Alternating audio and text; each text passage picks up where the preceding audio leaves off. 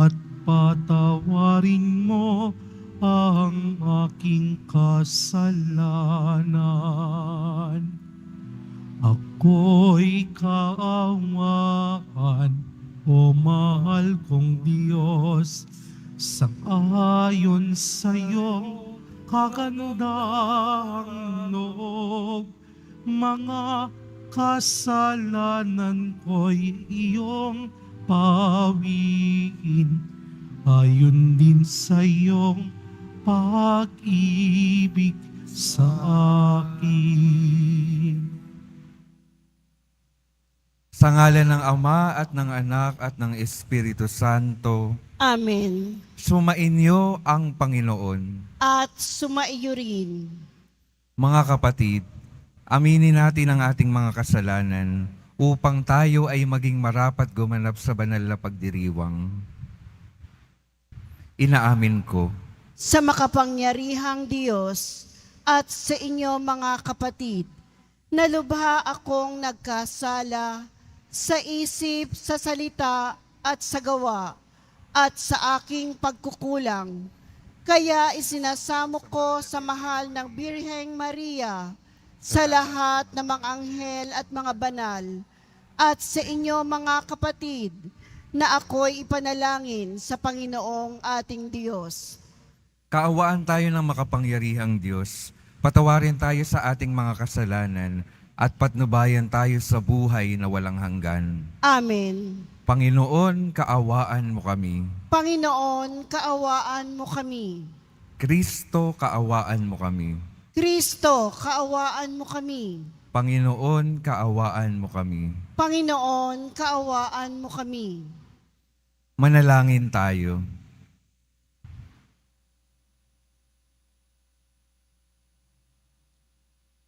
Ama naming makapangyarihan, sa pagganap nitong 40 araw na paghahanda at sa lakas na dulot ng iyong salita, ipagkaloob mong maitalaga namin sa iyo ang banal na pagtitimpi ng aming buong pagkatao upang kami iyong laging marapating magkaisang diwa sa aming pagdalangin sa pamamagitan ni Hesukristo kasama ng Espiritu Santo magpasawalang hanggan. Amen. Magsiupo muna po ang lahat. Pagbasa mula sa aklat ng Deuteronomio. Nagsalita si Moises sa mga tao.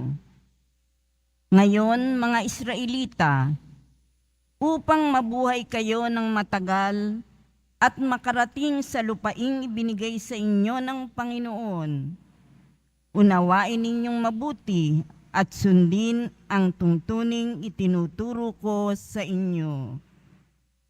Ngayon nga'y itinuturo ko sa inyo ang mga tuntuning ito upang sundin. Unawain ninyo ito at sunding mabuti. Sa gayon, makikita ng ibang bansa ang inyong karunungan at lawak ng pangunawa. Sa gayon, hindi nila mapipigilang sabihin ang ganito. Ang bansang ito'y matalino at may malawak na pagkaunawa. Sinong Diyos ng ibang bansa ang handang tumulong anumang oras liban sa Panginoon? Aling bansa ang may tungtuning kasing inam ng mga tungtuning ibinigay ko sa inyo ngayon? Ngunit kaiingat kayo. Ang mga bagay na inyong nasaksihan ay huwag ninyong kalilimutan o ipagwawalang bahala habang kayo'y nabubuhay. Ituro ninyo ito sa inyong mga anak at mga apo. Ang salita ng Diyos. Salamat sa Diyos. Purihin mo, Jerusalem, ang Panginoong butihin. Purihin mo, Jerusalem, ang Panginoong butihin. Purihin mo, Jerusalem, purihin ang Panginoon. Purihin mo ang iyong Diyos, kayong mga taga-Siyon. Yaong mga pintuan mo ay siya ang nag-iingat. Ang lahat ng iyong lingkod ay siya ang nagbabasbas. Purihin mo, Jerusalem, ang Panginoong butihin. Ginagawang matahimik yaong mga hangganan mo. Bibigyan kang kasiyahan sa kaloob niyang trigo.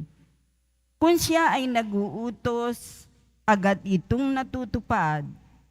Dumarating sa daigdig na hindi na nagluluwat. Purihin mo, Jerusalem, ang Panginoong butihin. Kay Jacob niya ibinigay ang balita at pabilin. Ang tuntunit mga aral, ibinigay sa Israel. Ang ganitong karapatan ay wala ang ibang bansa, pagkat hindi nila batid ang utos na itinakda. Purihin ang Panginoon. Purihin mo, Jerusalem, ang Panginoong butihin. Magsitayo na po ang lahat.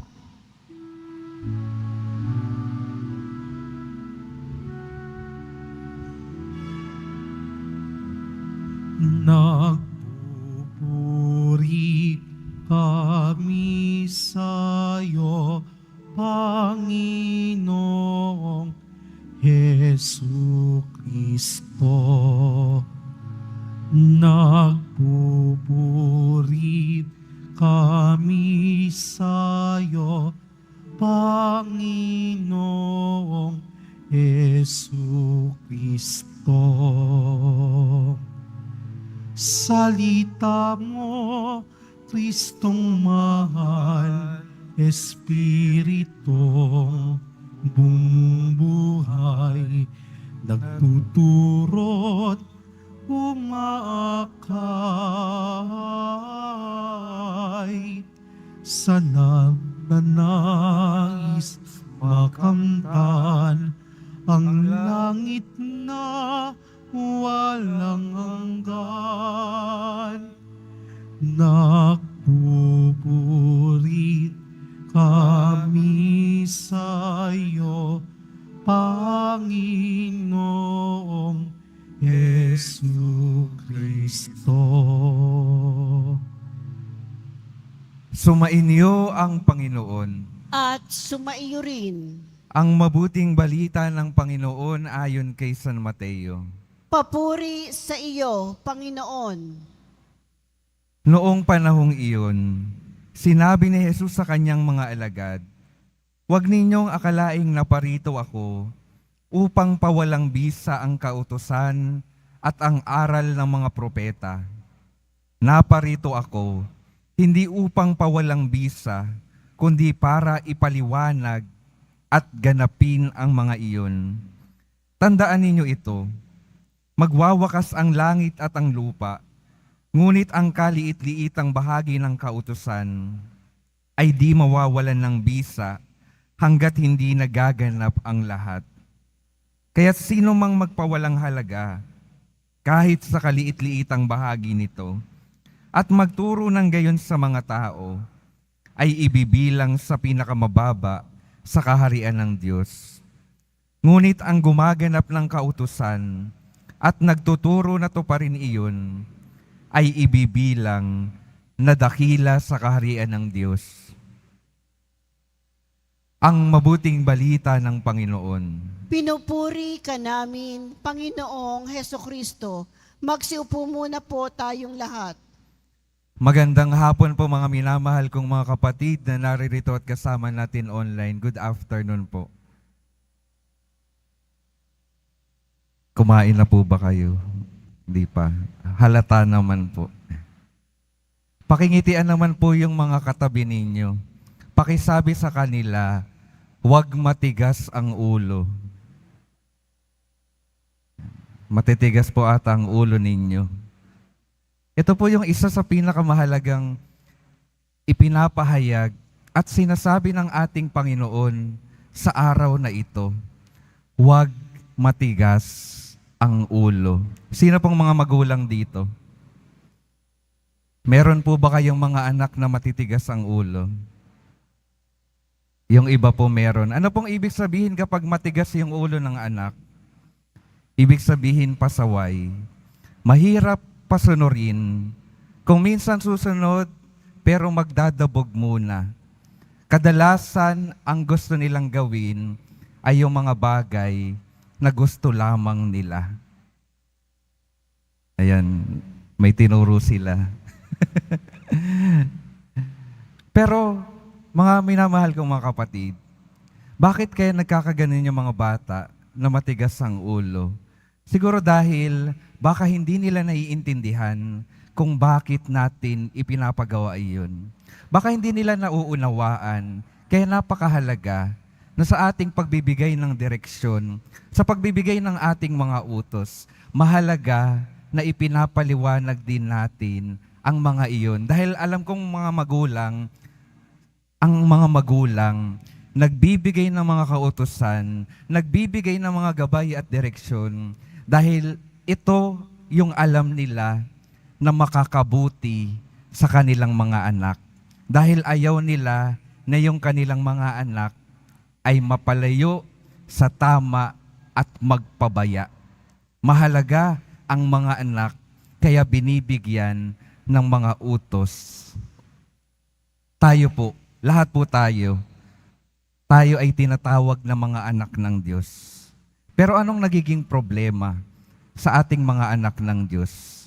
Tayo rin po, katulad ng ilan sa mga ating mga anak, ay kung minsan o kaya naman madalas ay matitigas ang ulo. Maliwanag po na sinasabi ng ating ebanghelyo, kung nais nating maging dakila sa kaharian ng Diyos, ang ating gagawin, susundin ang kautusan at ituturo ito sa iba. Susundin at ituturo sa iba. Bakit po tayong mga anak ng Diyos nahihirapan na sundin ang kalooban ng Diyos, ang mga kautusan?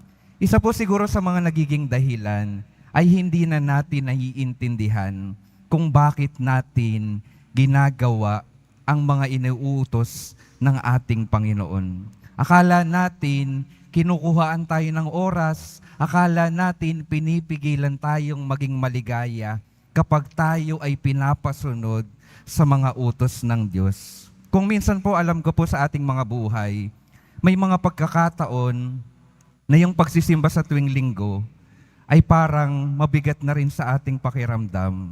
Ano ba yan? Linggo na naman. Obligado na naman akong magsimba. Pero kung hindi natin maiintindihan talaga kung para saan yung ating pagsisimba, yung ating pakikiharap sa Diyos, yung ating pananalangin, talagang mabigat sa ating kalooban yung ating pakikiharap sa Diyos. Pero kung maiintindihan natin kung ano ba yung nangyayari sa Eucharistia at kung ano ba yung ibinibigay ng Diyos sa bawat pagdiriwang ng misa, baka araw-arawin pa po natin ito. Kaya ano pong napakahalaga?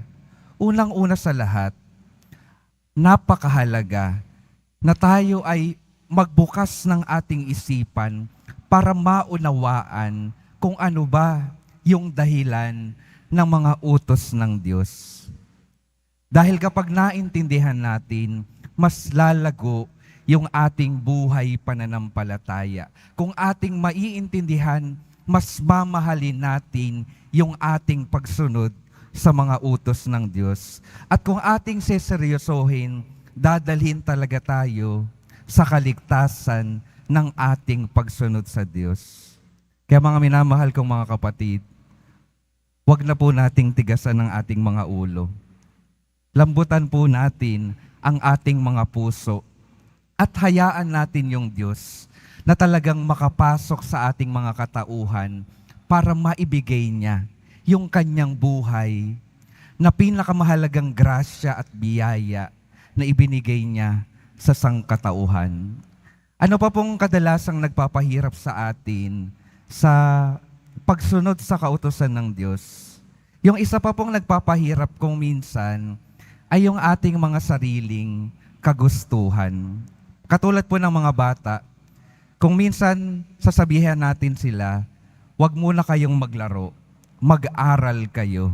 Alam natin na yung pag-aaral ay makakabuti sa kanilang mga buhay. Pero kung minsan, mas pinapahalagahan nila yung paglalaro. Kaya kapag pinapatigil natin silang maglaro para mag-aral, mabigat sa kanilang kalooban. Dahil yun yung mas mahalaga at mas gusto nila. Sa atin pong mga buhay, may mga bagay din po na kung minsan mas pinapahalagahan natin kaysa sa Diyos.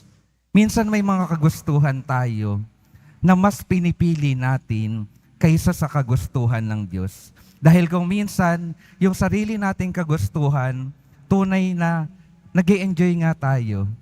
Nagbibigay ng kasarapan sa ating mga buhay.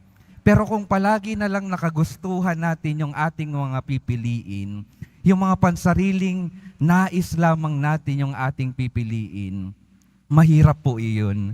Dahil kung lahat tayo magkakakanya-kanya sa mga kagustuhan sa buhay na ito na susundin, magkakagulo-gulo po ang ating mundo.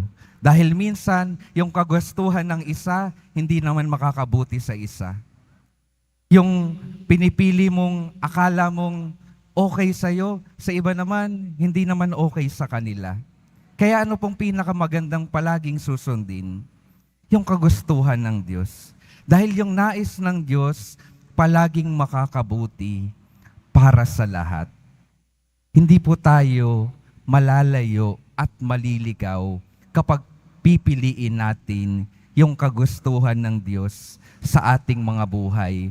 Kahit na minsan ay mahirap, pero kapag sinusunod natin, makakatiyak tayo na dadalhin tayo sa kaligtasan. At hindi lang tayo, pati yung mga tao na nakakasalamuha natin. At sino pong magiging halimbawa, pinakamagandang halimbawa ng isang anak na sumusunod sa kanyang ama? Walang iba po, kundi ang ating mahal na poong Jesus Nazareno. Mahirap yung krus na pinabuhat sa Kanya. Mahirap yung kautusan na ibinaba sa Kanya. Pero dahil naiintindihan niya kung para saan yung Kanyang gagawin, kung para saan yung pag-aalay ng Kanyang buhay, sinunod niya ito ng buong pagmamahal. At yung pagsunod ng ating poong Jesus Nazareno sa Kanyang Diyos Ama, nagdulot ng kaligtasan sa lahat. At ganon din po sa ating mga buhay, mga minamahal kong mga kapatid. Kapag palagi nating sinusunod ng may pag-unawa at pagmamahal, yung utos ng ating Diyos Ama, katulad ng ating sa poong Jesus Nazareno, makakapagdala po tayo ng kaligtasan sa mundong ito. Kaya mga minamahal kong mga kapatid, uulitin ko po, huwag na pong maging matigas ang mga ulo natin. Unawain natin, sundin yung kautusan ng Diyos Ama upang tunay tayo na makapagdala ng kaligtasan sa mundong ito ngayon at magpasawalang hanggan. Amen. Magsitayo na po ang lahat.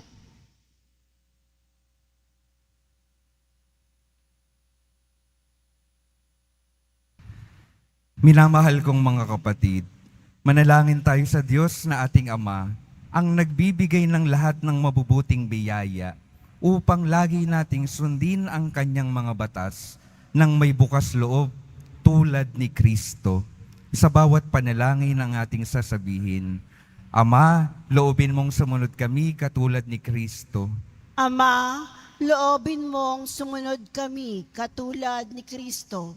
Ang simbahan naway maghatid sa mga tao ng liwanag ni Kristo sa pamamagitan ng pangangaral ng Ebanghelyo. Manalangin tayo. Ama, loobin mong sumunod kami katulad ni Kristo. Ang mga mambabatas naway magsagawa ng mabubuting batas para sa kapakanan ng mga tao. Manalangin tayo. Ama, loobin mong sumunod kami katulad ni Kristo. Ang mga pinuno ng pamahalaan nawa ay magpatupad ng mga batas at maghatid ng kalayaan at katarungan sa kanilang mga nasasakupan. Manalangin tayo.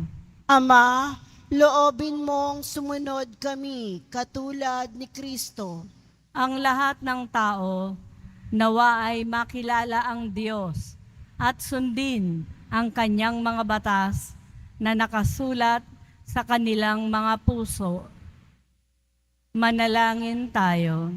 Ama, loobin mong sumunod kami katulad ni Kristo. Ama naming nasa langit, pagkalooban mo kami ng biyayang makasunod sa iyong mga utos at magtaguyod ng iyong batas at salita sa lahat. Hinihiling namin ito sa pamamagitan ni Kristong aming Panginoon. Amen. Magsiupo na muna po ang lahat.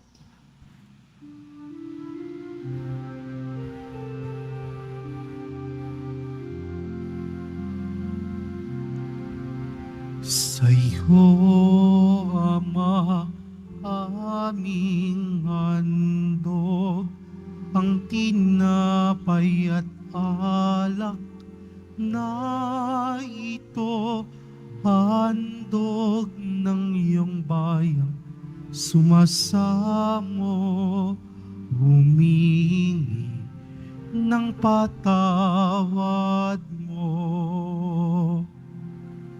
Sa'yo, Ama, aming handog, ang tinapay at alak na ito, handog ng iyong bayang sumasamot, humingi ng patawad mo.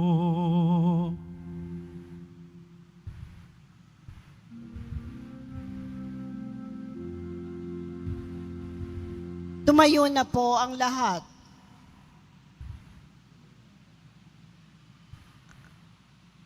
Manalangin kayo mga kapatid upang ang paghahain natin ay kalugdan ng Diyos Amang makapangyarihan. Tanggapin nawa ng Panginoon itong paghahain sa iyong mga kamay, sa kapurihan niya at karangalan, sa ating kapakinabangan at sa buong sambayanan niyang banal. Ama naming lumikha, tanggapin mo ang mga panalangin at alay ng iyong sambayanan at kami ipagtanggol mo sa mga ligalig sa buhay, pakundangan sa paghahain ngayoy ipinagdiriwang. Sa pamamagitan ni Jesucristo, kasama ng Espiritu Santo, magpasawalang hanggan. Amen. Sumainyo ang Panginoon. At sumaiyo rin, Itaas sa Diyos ang inyong puso at diwa. itinaas na namin sa Panginoon. Pasalamatan natin ang Panginoong ating Diyos. Marapat na siya ay pasalamatan. Ama naming makapangyarihan, tunay ngang marapat na ikaw ay aming pasalamatan sa pamamagitan ni Jesucristo na aming Panginoon.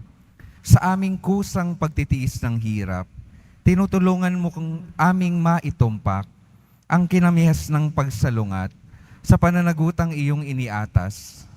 Sa aming pagtulad sa anak mong mahal na nagpakasakit para sa tanan, ang pagsisikap nami iyong kinalulugdan at ang pagpapakabuti nami iyong ikinararangal. Kaya kaisa ng mga anghel na nagsisiawit ang papuri sa iyo, nang walang humpay sa kalangitan, kami nagbubunyi sa iyong kadakilaan. Santo, Santo, Santo, Panginoong Diyos ng mga hukbo, napupuno ang langit at lupa ng kadakilaan mo. O sana sa kaitaasan, pinagpala ang naparirito sa ngalan ng Panginoon. O sana sa kaitaasan, magsiluhod po ang lahat. Ama naming banal, ikaw ang bukal ng tanang kabanalan. Kaya't sa pamamagitan ng iyong Espiritu, gawin mong banal ang kaloob na ito upang para sa amin maging katawan at dugo ng aming Panginoong Heso Kristo. Bago niya pinagtiis ang kusang loob na maging handog, hinawakan niya ang tinapay, pinasalamatan kaniya, pinaghati-hati niya iyon, Iniabot sa kanyang mga alagad at sinabi, "Tanggapin ninyong lahat ito at kanin. Ito ang aking katawan na ihahandog para sa inyo."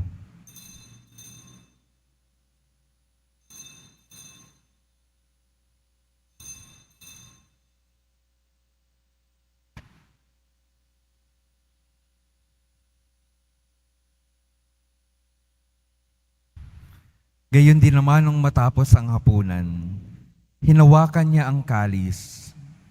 Muli kanyang pinasalamatan. Inabot niya ang kalis sa kanyang mga alagad at sinabi, "Tanggapin ninyong lahat ito at inumin. Ito ang kalis ng aking dugo, ng bago at walang hanggang tipan. Ang aking dugo na ibubuhos para sa inyo at para sa lahat, sa ikapagpapatawad ng mga kasalanan. Gawin ninyo ito sa pag-alala sa akin."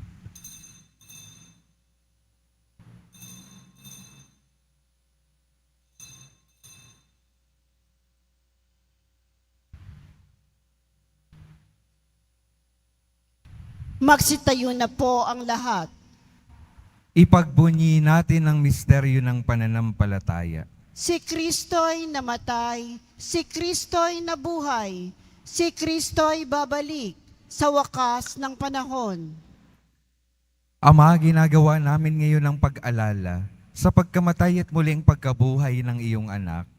Kaya't iniaalay namin sa iyo ang tinapay na nagbibigay buhay at ang kalis na nagkakaloob ng kaligtasan. Kami nagpapasalamat dahil kami iyong minarapat na tumayo sa harap mo para maglingkod sa iyo. Isinasama namin kaming magsasalo-salo sa katawan at dugo ni Kristo ay mabuklod sa pagkakaisa sa pamamagitan ng Espiritu Santo. Ama, lingapin mo ang iyong simbahang laganap sa buong daigdig.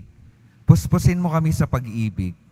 Kaisa ni Francisco na aming Papa at ni Jose na aming Obispo at ng Tanang Kaparian.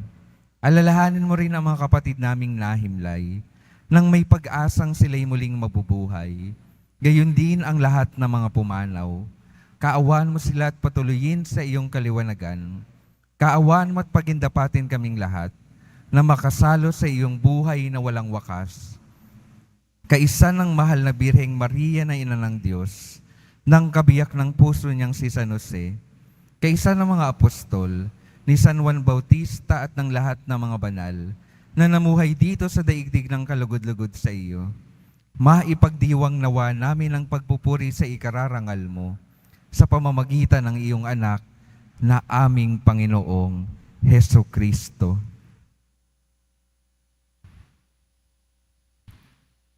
Sa pamamagitan ni Kristo, kasama niya at sa Kanya, ang lahat ng parangal at papuri ay sa iyo, Diyos Amang makapangyarihan, kasama ng Espiritu Santo, magpa sa walang hanggan. Amen. Sa tagubilin ng mga nakagagaling na utos at sa turo ni Jesus na Panginoon natin at Diyos, ipahayag natin ng lakas loob. Ama namin, Sumasalangit ka, sambahin ang ngalan mo, mapasa amin ang kaharian mo, sundin ang loob mo dito sa lupa para nang sa langit. Bigyan mo kami ngayon ng aming kakanin sa araw-araw at patawarin mo kami sa aming mga sala para nang pagpapatawad namin sa nagkakasala sa amin. At huwag mo kaming ipahintulot sa tukso at iadya mo kami sa lahat ng masama. hinihiling namin kami adya sa lahat ng masama, pagkalooban ng kapayapaan araw-araw, iligtas sa kasalanan, at ilayo sa lahat ng kapahamakan. Samantalang aming pinananabikan ang dakilang araw ng pagpapahayag ng tagapagligtas naming si Heso Kristo.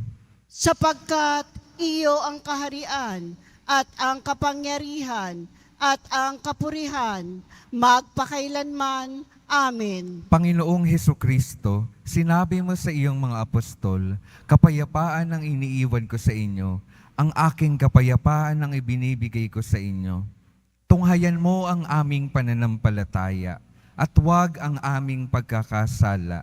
Pagkalooban mo kami ng kapayapaan at pagkakaisa ayon sa iyong kalooban, kasama ng Espiritu Santo, magpasawalang hanggan. Amen. Ang kapayapaan ng Panginoon ay laging sumaiyo.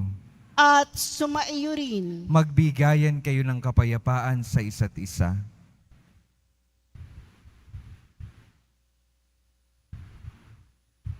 Kordero ng Diyos na nag-aalis ng mga kasalanan ng sanlibutan, maawa ka sa amin. Kordero ng Diyos na nag-aalis ng mga kasalanan ng sanlibutan, maawa ka sa amin. Kordero ng Diyos na nag-aalis ng mga kasalanan ng sanlibutan, ipagkaloob mo sa amin ang kapayapaan. Magsiluhod po ang lahat.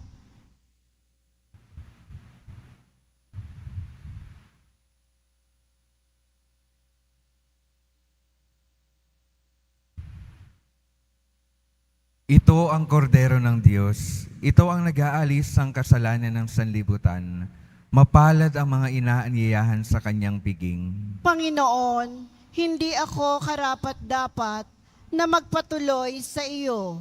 Ngunit sa isang salita mo lamang ay gagaling na ako.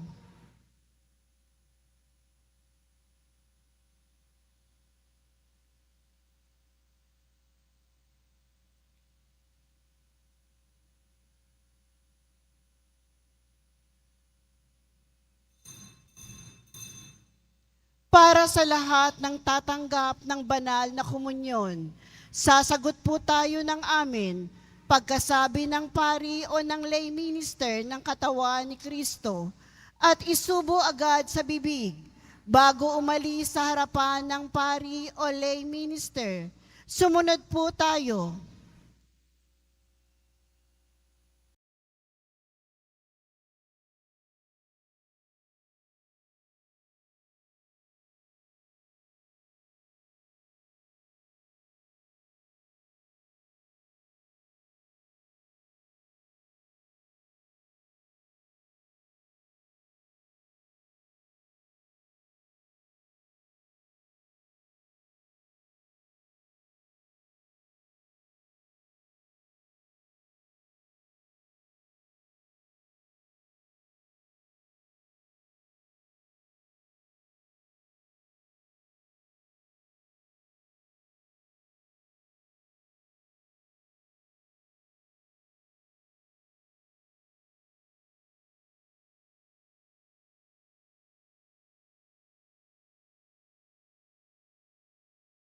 Magsitayo na po ang lahat. Manalangin tayo. Ama naming mapagmahal, kami naway pabanalin ang aming pinagsaluhan sa hapag ng banal na pakikinabang sa ikapagiging dapat namin sa mga pangakong ibibigay sa pamamagitan ni Hesu Kristo kasama ng Espiritu Santo magpasawalang hanggan. Amen. Mga minamahal kong mga kapatid, ang patuloy pong paalala sa atin, lalo na sa araw na ito, ay huwag na sana tayong maging matigas ang ulo. Buksan nawa natin yung ating mga isipan upang maunawaan ang kautusan ng Diyos. May pag-ibig nawa nating masundan ito upang tayo ay mapunta sa daan ng kaligtasan at ang ating mga buhay maging daan para rin sa kaligtasan ng iba. Sumainyo ang Panginoon. At sumaiyo rin. Mahal na poong Jesus Nazareno, inihayag mo sa pamamagitan ng krus ang walang maliw na pag-ibig ng Diyos sa sangkatauhan. Pakinggan mo ang kahilingan ng iyong angkan na nagsusumamot sa iyo. Makamtan nawa nila ang iyong katugunan at tanggapin ang kasagutan na may utang na loob na tinatanaw. Basbasan din po ninyo ang mga daladala nilang mga imahen at dasalan. Sa pamamagitan ng bendisyon na ito, naway maaalala nila ang mga pangako nila noon sa binyag, na ikaw ay kanilang iibigin at paglilingkuran bilang Panginoon magpasawalang hanggan. Amen. At pagpalain kayo ng makapangyarihang Diyos, Ama, Anak, at Espiritu Santo. Amen. Humayo kayong mapayapa, taglay ang pag-ibig ng mahal na poong Jesus Nazareno. Salamat sa Diyos.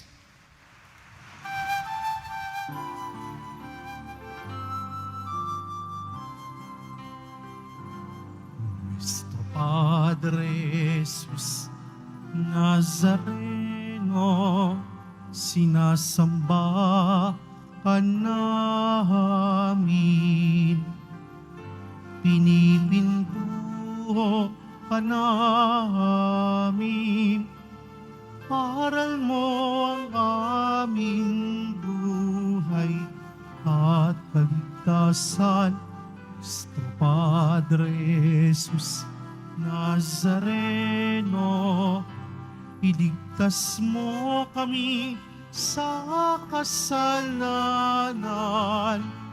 Ang krus mong kinamatayan ay sagisag ng aming kaligtasan. Nuestro Padre Jesus Nazareno, dinarangal ka namin. Nuestro Padre Jesus Nazareno, inuwalhati namin. Nuestro Padre Jesus Nazareno, dinarangal ka namin. Nuestro Padre Jesus Nazareno,